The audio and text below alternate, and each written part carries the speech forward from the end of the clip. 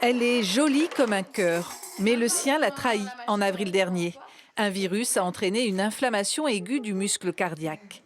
Opérée en urgence à 18 mois, Amaria est aujourd'hui appareillée avec un cœur artificiel extracorporel qui permet de pomper le sang en attendant une greffe. On nous a dit que l'attente était aux alentours de 12 mois, 18 mois maximum. C'est le grand maximum qu'il y a eu ici, c'est 18 mois. Vraiment, c'est très très compliqué de vivre avec cette épée de Damoclès. On a l'impression que c'est sans fin. Tous les jours, on se couche en se disant bon allez, c'est ce soir, parce qu'on sait que la plupart des dons d'organes et des interventions de transplantation, ça se passe la nuit. Les dons d'organes chez les tout-petits sont rares. Le taux de refus dépasse les 50%.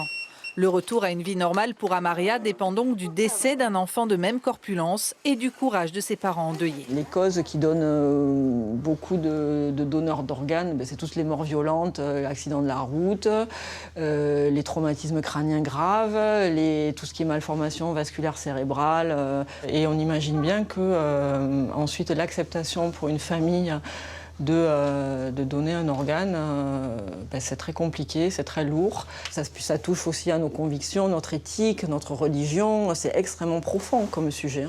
C'est un grand débat de société. Toute la famille a vu son quotidien bouleversé.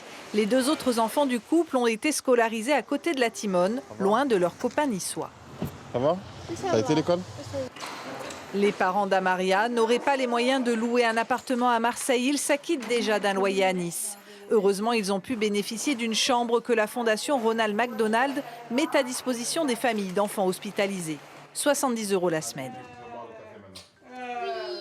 Père et mère se relaient nuit et jour au chevet d'Amaria, leur petite guerrière dont le prénom signifie celle qui a la foi.